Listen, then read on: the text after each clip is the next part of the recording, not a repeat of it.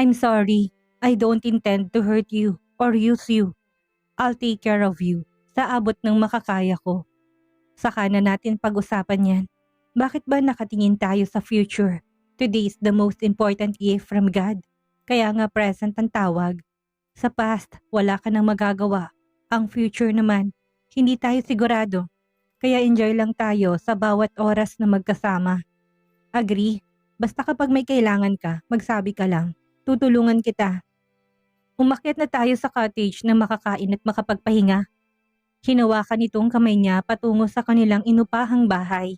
Matapos maghapunan ay nagpunta sila sa isang pribadong deck na may hanging lanterns.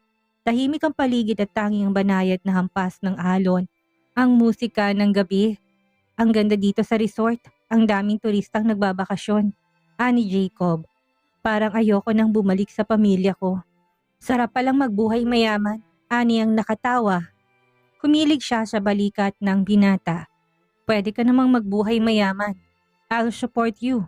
Tumawa siya. Lumapit at yumakap kay Jacob. Susulitin niya habang kapiling pa niya ang binata. Kinabig siya nito at hinalikan sa labi. Tumayo si Jacob at inhiga siya sa kama. Muli siyang siniil ng halik. Halos magliliwanag na ng tigilan siya nito. Magkayakap silang natulog. Nakadantay ang binti niya kay Jacob habang yakap siya nito. Maaga pa lamang ay gising na si Mika at Jacob. Nasa tabi sila ng infinity pool. Nakashade si Jacob habang nakaupo sa maliit na table na may umbrella at siya naman ay abalang kumakain ng sariwang prutas. Sinubuan niya ng ubas ang binata. Napalingon siya sa entrance ng resort. May isang grupo ng kabataan na dumating. Isa sa kanila ay tila pamilyar. Si Gianna. Tumayo siyang bigla. Halos mabitawan ng hawak na prutas. Sumunod si Jacob sa tingin niya. Kilala mo? Siya ang kapatid ko, si Gianna. Half-sister ko siya. Anak siya ng nanay Olivia at ng asawa niya ngayon. Ano naman ang gagawin niya dito? Napansin nila na may kasamang lalaki si Gianna. Mahabang buhok at may tattoo sa braso at binti. Panay ang hawak nito sa kapatid at tila hindi komportable ang dalaga. Tara, lapitan natin. Ani ang umiinit ang ulo sa lalaking kasama ni Gianna. Teka lang, kalma. Imbestigahan na muna natin na mabilis ang lalaki. Mahirap magbintang ng walang matibay na ebidensya. Awat ni Jacob. Tumango siya. May punto to. Pareho silang may hawak na laptop at cellphone. Isang sulok ng cafe sa resort. May order silang kape at croissant sa mesa. Pero hindi pa nila nakain dahil abala sila sa paghahanap ng impormasyon tungkol sa lalaking kasama ni Gianna. Ang pangalan niya ay Tommy Torres, mutual friend namin ni Gianna. Karamihan ng post, shady looking, hindi kitang mukha sa profile picture.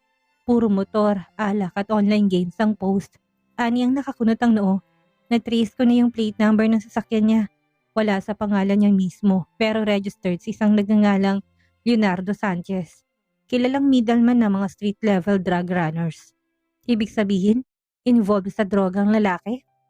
Tumango at seryosong mukha ni Jacob at base sa mga anonymous intel report sa team ko, may bago raw na bata si Leonardo. Pasok sa profile ni Tommy. Tingin ko, ginagamit niyang panakip si Gianna para makalusot sa mga checkpoint. Sira ulo, nandadami pa ng inosente. Napakuyom siya ng palad. Hinihila niya sa iligalang kapatid ko. Hindi ko hahayaan to. Huwag kang mag-alala, akong bahala. May parating na mga pulis dito. Sige, pero gusto ko munang kausapin si Gianna. Ayoko mapahamak siya tapos mamimisinterpret niyang ginagawa ko. Sige, nakabantay lang ako. Huwag kang matatakot.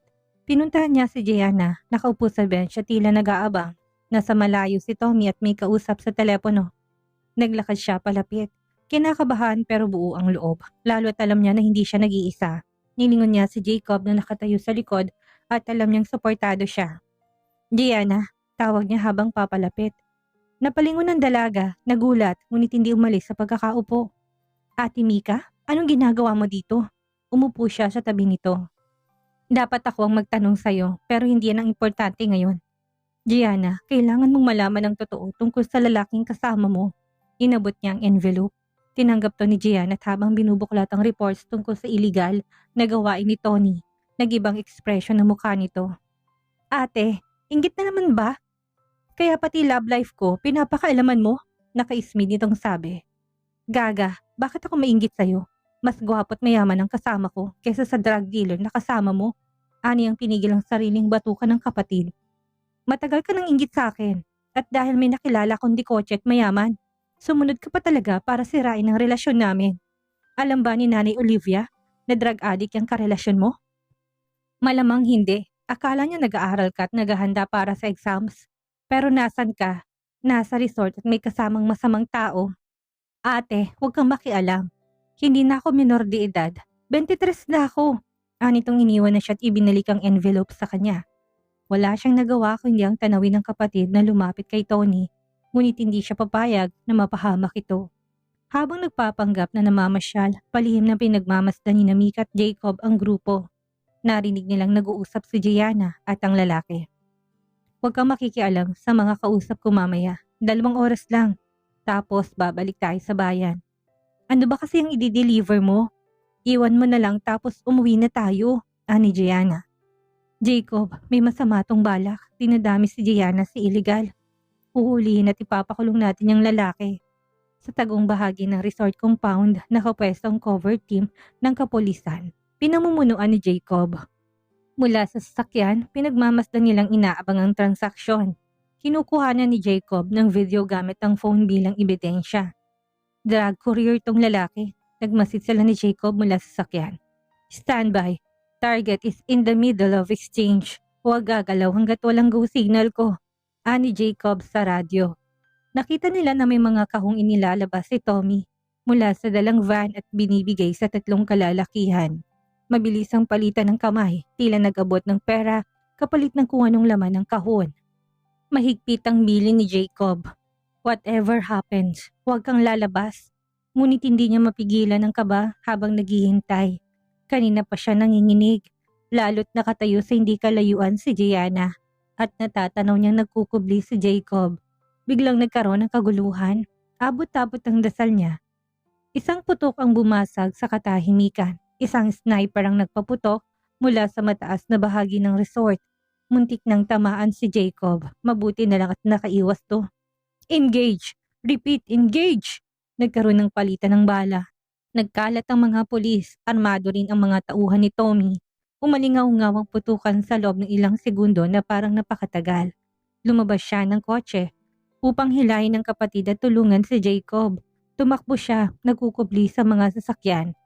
Nais makarating sa kinaroroonan si Jacob at nakita niya itong nakaluhod sa likod ng pickup truck. May baril sa kamay. Nakita siya ni Tommy at inasinta siya.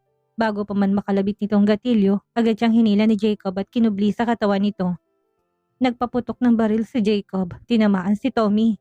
Tangina, mura ng lalaking tinamaan to sa balikat.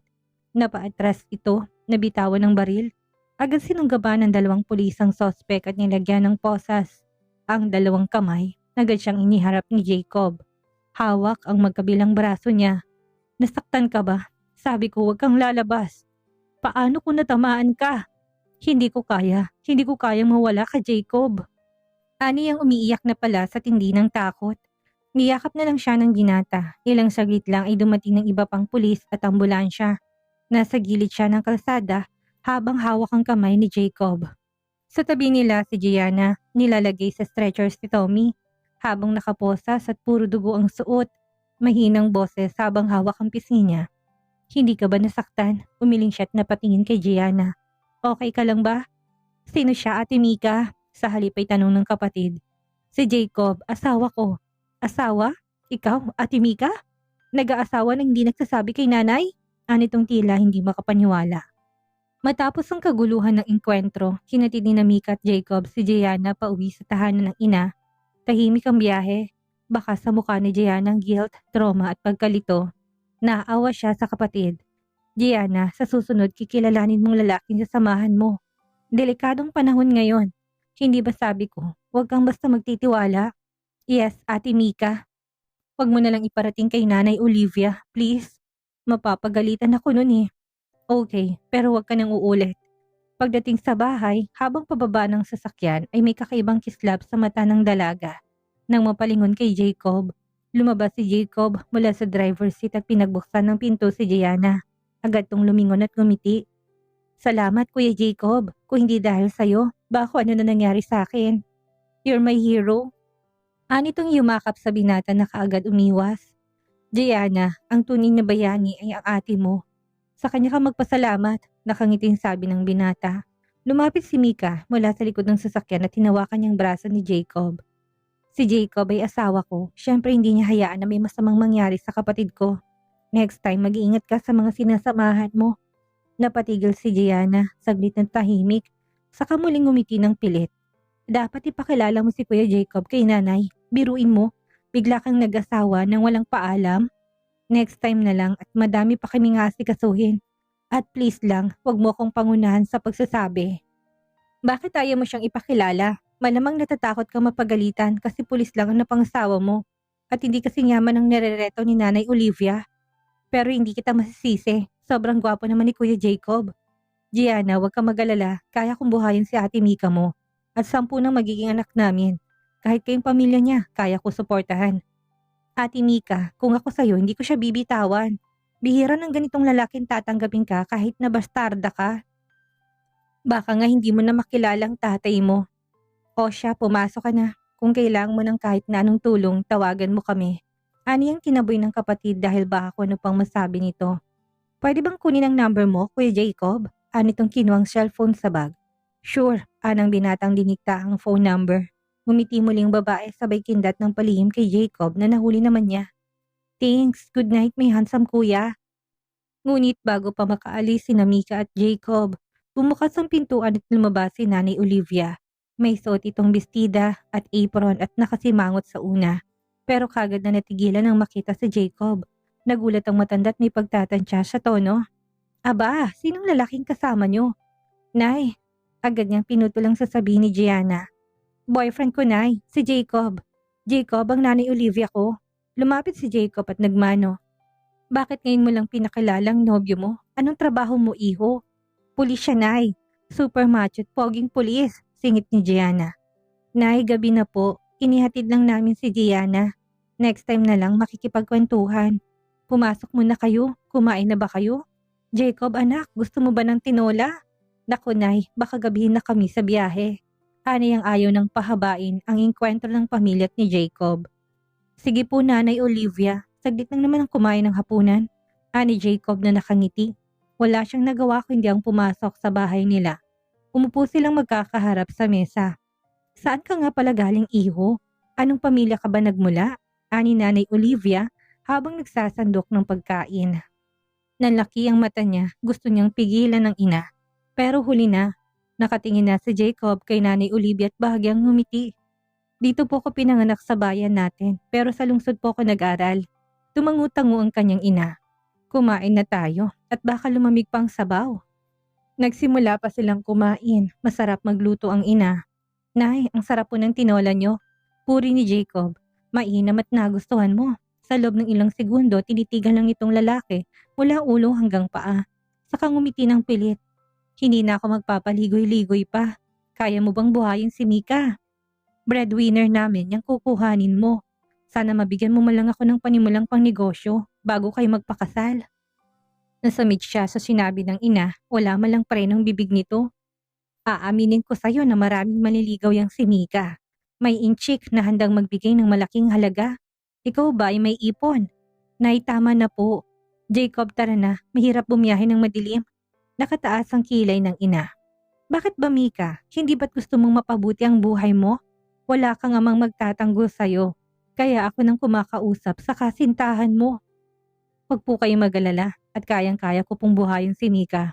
Makakapagbigay din po ako ng konting ipon. Konting ipon? Ayan na nga bang sinasabi ko.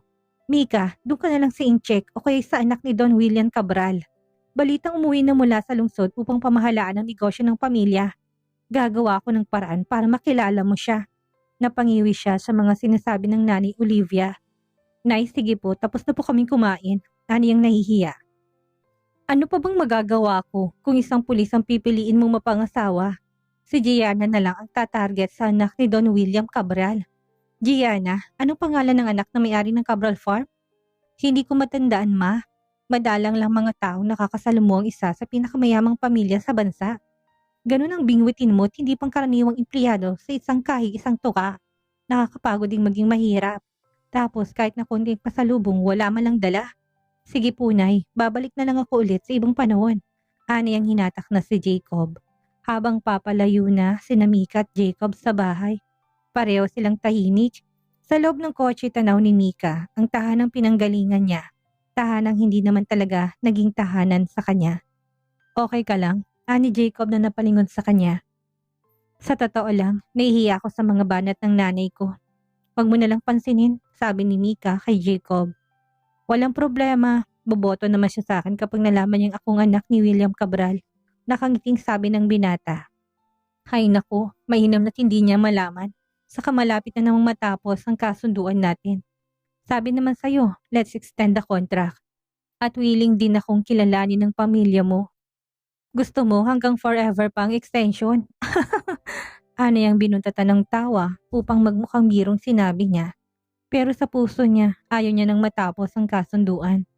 Sana makarating sila hanggang forever. Ngunit alam niyang hindi yun mangyayari. I'm sorry, I can't promise you that. La, seryoso ka? Ano yung mas nilakasan ng tawa upang palisin ang lungkot. Seryoso ako sa alok ko na contract, extension.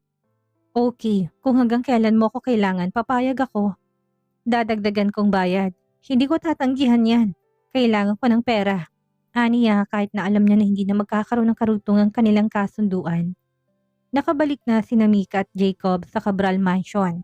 Sinalubong sila ni Lola Mila sa garden na nakakalakad na gamit ang walker nito. May hawak na isang kahon ng alahas. Oh, heto na kayo. Saktong-saktong dating ninyo. Kanina ko pa kayo hinihintay. Nagkatinginan silang dalawa. Pumasok sila sa receiving room upang saan nag-ahain ng merienda si Ligaya. Ngunit bago pa sila makaupo, inabot agad ni Lola Mila maliit na kahon sa kanya. Mika, gusto ko sanang ibigay ito sa'yo bilang pasasalamat at pagtanggap sa'yo bilang isang kabral. Dahan-dahan niyang binuksan ang kahon. Isang heirloom necklace gawa sa ginto. Diamond na hugis puso ang pendant. Agad siyang napasinghap. Lola Mila, hindi ko po matatanggap ito. Ang mahal nito. Hindi po ako karapat-dapat. Ani ang sincere sa pagtanggi. Hindi lang ito alahas, Mika. Galing ito sa aking ina. Minana ko't ibibigay ko sa babaeng sa tingin ko ay tunay na nagmamahal at nagmamalasakit kay Jacob. Dapat ngayon ko pa ito naiabot sa'yo. Pasensya na po't hindi ko po talaga matatanggap. Ani ang pilit sinasauli ang kahon. Mika, accept it as a gift from Lola. Ani Jacob na kinuha ang box nilagay sa palad niya. Isuot mo iha kapag may importanteng okasyon. Anang matanda, bumuntong hininga siya. Naramdaman niyang nangingilid ang luha niya. Hindi dahil sa alahas kundi sa kabutihang tinatanggap niya mula sa mga taong nakatakda niyang lokohin. Salamat po Lola Mila. Pangako ko po ingatan ko ito. At sana kahit hindi ko masabi ang lahat, makita niyo pa rin ang totoo sa puso ko na mahal ko pong pamilya Cabral. Ang puso iha, hindi kailangan ng mga salita. Nakikita kong pagmamahal mo sa amin. Ani Lola Mila at yumakap sa kanya.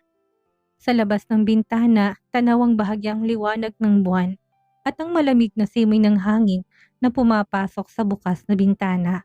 Nasa loob ng kwarto si Mika, nakaharap sa salamin habang sinusukat ang heirloom necklace ni Lola Mila. Dahan-dahang hinaplos niyang pendant, may halo itong bigat. Hindi lang dahil sa halaga, kundi sa tiwala at pagmamahal ni binigay sa kanya. May bahid ng ngiti sa labi niya. Ngunit may guilt at pag-anilangang dumaan sa kanyang mata. Biglang lumabas si Jacob mula sa banyo at bagong paligot na ka-bathrobe. Bagay sa'yo, Mika. Parang sinadya at para sa'yo yung kwintas. Pahiram lang ito at ibabalik ko rin sa sandaling magkahiwalay na tayo. Lumapit sa kanyang binata at hinalikan siya noo. Hindi mo kailangang ibalik yan. It's a gift. Bababa lang ako at nitatanong kay Ligaya. Ano itong nagbihis na? Sige, dito na lang ako para makapagpahinga. Umalis si Jacob, tuluyang bumaba ng hagdan. Naghintay siya ng ilang segundong tuluyan tong mawala sa paligid. Kinuha niya kaagad ang phone mula sa bag. May bagong mensahe mula kay Ryder. Tuloy bang plano sa Friday? Confirm mo kung secure ang access sa bahay. Sabihin mo kung kailan malayang makakapasok. Nakahanda ng team ko na tulungan ka. Nanigas ang katawan niya, parang biglang bumigat ang kwintas na kanina lang ay may dalang saya. Napatingin siya sa salamin, hindi niya na halos makilalang sarili. Ang kamay niya'y nanginginig habang hawak ang phone. Napaupo siya sa kama at muling binasa ang mensahe ni Ryder. Tuloy nga bang plano niya sa Biyernes? Handa na ba siyang dumating ang araw na posibleng mawala ang lahat? Nakaupo siya sa gilid ng kama. Mabigat ang dibdib, nanginginig ang daliri habang tinatype ang tugon kay Ryder. Ang pendant ng kwintas na bigay ni Lola Mila ay nakasabit pa rin sa kanyang leeg. Isang paalala ng kabutihan at tiwalang sisirain niya. Pakiramdam niya ay nasasakal siya. Saglit siyang napapikit, ngunit sa halip na pawiin ang kanyang konsensya. Ang balak ay mas sumigting ang pangangailangan niyang tapusin ang lahat. Para sa kaligtasan ng pamilyang Cabral, lalo na ni Jacob at para makapasok siya sa kapatiran mob upang makilala ang ama. Matapos ang ilang segundo, nagpadala siya ng mensahe. Tuloy ang plano sa Friday, may kakilala kung puputol ang daloy ng kuryente. 15 minuto lang ang window. Kailangang mabilis ang kilos sa loob ng bahay. Ibibigay kong code ng mga lock sa bahay. Target time, 2:30 a.m. Mag-ready kayo ng team mo, hindi pa man ay durog ng puso niya. Sa labas ng kwarto naririnig niya ng mga yabag ni Jacob na papalapit muli. Agad niyang tinago ang phone sa bulsa. Bago ito makapasok, tumayo siya, inayos ang sarili at nabigay ng isang mapagkunwaring ngiti. Ngunit sa mata niya, nandun pa rin ang kabang hindi niya kayang iwaksi. Mika, akala ko nakatulog ka na. Anitong niyakap siya at mabilis na hinilikan sa mga labi. Huwag ka naman masyadong maging sweet, baka mahirapan ako makamove on, biro niya. Pinulupot niyang kamay sa leeg nito. Mika, mahal mo ba ako? Tanong ni Jacob. Nanigas ng panga niya at hindi maibukang bibig. Upang sumagot, gusto niyang isigaw ang nararamdaman para sa binata.